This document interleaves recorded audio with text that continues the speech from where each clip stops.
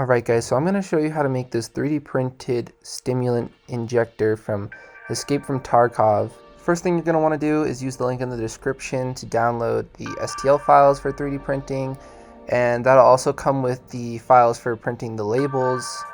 And I decided to charge $2.99 for all that. I hope that's not too expensive for you guys. I spent a long time designing this and I'm just trying to pay my rent, so thank you for considering. You're also going to need a few other things for this project, including some vinyl sticker paper. I got this one on Amazon. You can use it in a inkjet printer. It's also going to be helpful to have a razor blade and some sandpaper to clean up your 3D printed parts. Make sure you have a few rubber bands laying around, doesn't matter what size. We're just going to use these for applying those stickers. And for the retractable pen mechanism of the Stim, I used these pens. I got them at Walmart, but you can also get them on Amazon. They're the Z-Grip Zebra 1mm medium point pens. Try to get these pens exactly. The color doesn't matter, but the shape and size does, so look for that. Next, you're going to need some super glue for gluing the 3D printed parts together. Okay, I forgot to mention, you're going to want some 4mm by 1mm aluminum wire and some pliers. I found that aluminum wire at Michael's, but if you're unable to find it, I'm going to include a replacement part you can print out instead, and you'll just have to color it silver and it'll just replace the wire. Okay, so for print settings, I printed all of these on my Prusa Mark II, which is nearly 10 years old now, so if I can print these, you can definitely print these on any machine you have. And you can see based on the Stim you're trying to build, those parts need to be in one color, the other parts need to be in another color. It's important that you print all the parts in the orientation you see here. And I would recommend printing most of these parts with a wide brim around the bottom because they are tall, skinny parts with a little amount of surface area to contact the bed surface. I think all of these parts I printed with a 0.15mm layer height, and I enabled the scarfed seam setting in my slicer. That just helps hide the seam, so if you have that in your slicer, I'd recommend trying it. As you can see, some of my prints here have some stringing on the inside, so we're going to want to make sure we can smooth that out with our sandpaper. That's really going to help with the mechanism of the retractable pen. First things first, I'm just going to cut off all the brims with my razor knife. Once I've got all those cut off, I'm going to grab some sandpaper and sand down the ridges on all of those parts, just cleaning them up, making them look nice. Okay, now I'm rolling up some sandpaper so I can sand out the inside of this part. It is super important that the inside is smooth. This is where the sliding mechanism for the pen is, so I find myself coming back to this step a few times, just continuing to sand. The smoother it is, the better the mechanism of the pen will work. Okay, now I'm test fitting that the dial shaft will go into the handle body, so you want to make sure that the lower ridge here, as you can see that I'm pointing to, lines up with the window on the body there. And I'm just going to push it in with my finger. It kind of has some resistance, but push it through and it'll go.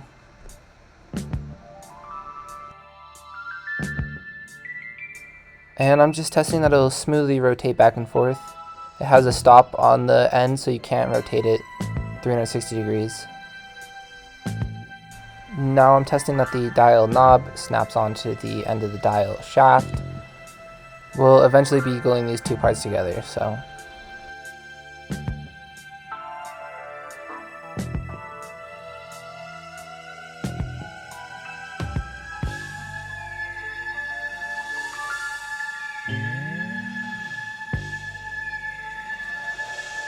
Next, we're going to prepare the metal ring that goes around the Stim body. So I'm just going to take the wire that we got and I'm just going to wrap it around.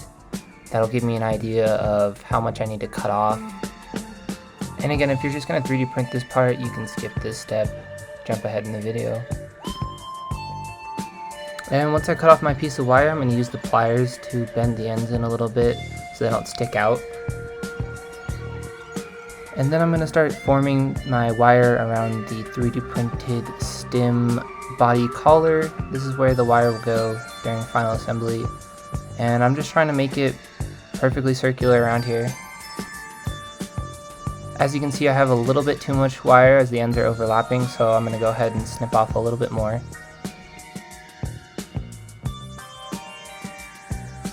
And now it's looking pretty good, so I'm going to next grab some sandpaper and sand down the ends a little bit so they're not so sharp. Once I'm happy with my metal wire, I'm going to put it in place on the collar. And as you can see, there's a little protruding line on the collar. That should be where the two ends of the ring meet up. And to get the ring to wrap tightly around the collar, I like to squeeze it around this thinner part and then push the ring up onto that upper ridge. Okay, next I'm test fitting the collar into the handle body. Now you want to make sure that the little ridge I was talking about is on the opposite side of the window on the body. Okay, now I'm going to get ready to apply the labels, so I've printed them and cut them out of that vinyl sticker paper I was showing you earlier. And again, you can get both of these files when you download the STL files from that link in the description. I printed these on my Inkjet printer at home, but if you don't have a colored printer, you could consider trying a public library. First, we're going to apply the bigger sticker to the handle body. And one thing I found that helps get the sticker to stick well is to heat it up with a blow dryer first before I apply it. So that's what I'm going to do now. For placement, you want the green stripe to be right on top of the raised rectangular part of the body, and then the top of the label should be right against the top edge of the part. Just like this. And now that I've applied the sticker, I'm going to hit it with the blow dryer again. This will give it the best chance of sticking on well. Now I'm going to grab a little strip of paper, I'm going to wrap it around where we just applied the sticker, and then I'm going to wrap some rubber bands around that. That just applies an even pressure all over the sticker, and we're going to let that sit for a little while. This will give it the best chance of not peeling off. Now I'm going to do the exact same thing with the smaller sticker and the dial shaft. I'm putting the sticker right above this lower ridge right here, and we want to make sure that the numbers are oriented like so, where they're closer to the ridge than the top of the part. And again, I'm going to heat it up with the blow dryer to make sure it sticks extra good. And I'm wrapping a piece of paper around it, and then I'm going to apply some rubber bands around that.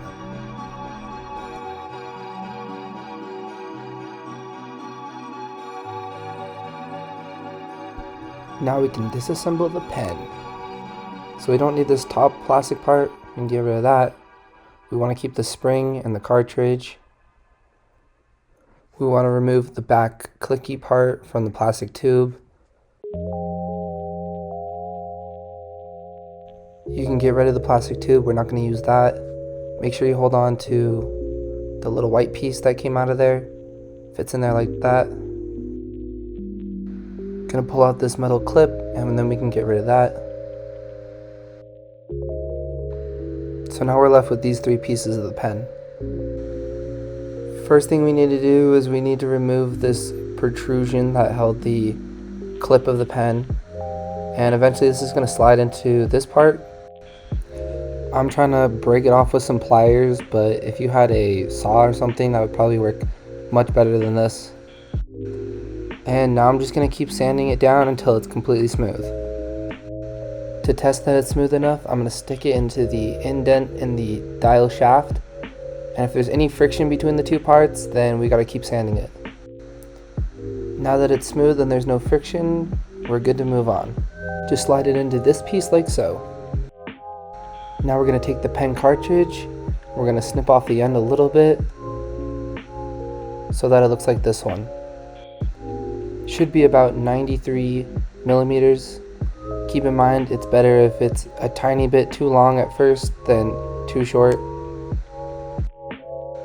Also, I'm going to take the spring and I'm going to stretch it out just a little bit. Now I'm inserting the cartridge and spring into the barrel. Grab the collar with the back of the pen inserted into it. Make sure this white piece from the pen is inside.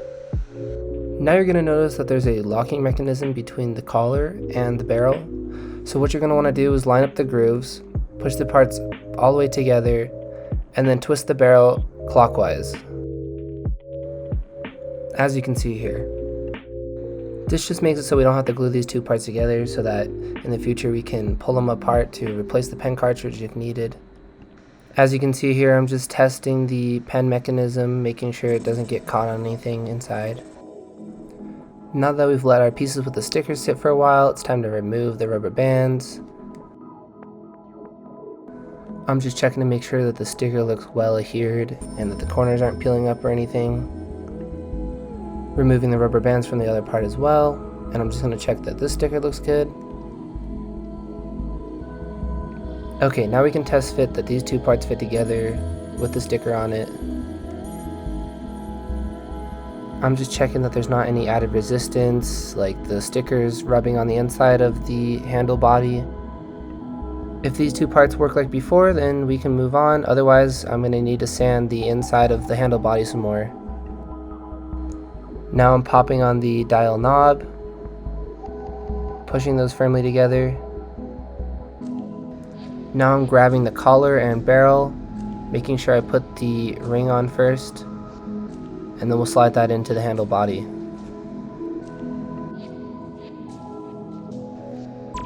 Also make sure this groove's on the back side. Okay, so now notice that the tip of the pen isn't fully retracting into the barrel. This means we need to chop off just a little bit more from the end of the pen cartridge. So first we're going to need to unlock the barrel from the collar by twisting it counterclockwise. That'll pull those two parts apart. Now we're going to chop off just a little bit from this end. Then we can reassemble and see if the tip of the pen fully retracts. If it does, then we can move on. Real quick, if your pen's getting hung up while you're trying to click the back to get the pen to retract, kind of like you see here, then what you're going to want to try is sanding out the inside of the handle a bit more. Once you're able to click the pen without it getting hung up, regardless of what number you're at on the dial, then it's working as intended and we can continue moving on.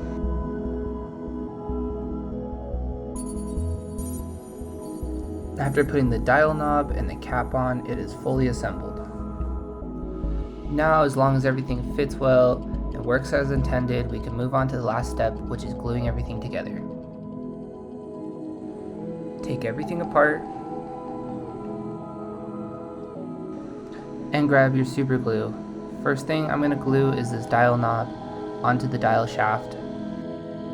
Just putting a few drops inside here, just like this. We're going to firmly push the dial shaft into the dial knob, making sure they're all the way pushed together. Next, I'm going to glue the clicky part of the pen into this collar. All you need is a drop of glue. Make sure not to use too much.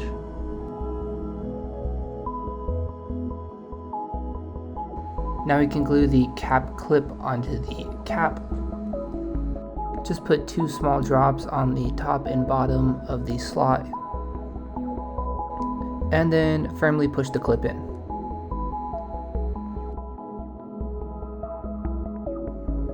Next, we're going to glue the collar to the handle. Make sure to tighten up the metal ring one more time, because you won't be able to remove it once these parts are glued together. One little drop like this is all you need. And then we just slide the 2 parts together. And with that, our stimulant ejector is done. Thanks for watching the video, and thank you for purchasing the files if you did. Let me know in the comments if you have any questions. Reach out to me. Also, let me know if you have any suggestions for improvements or which stimulant label you want me to make next.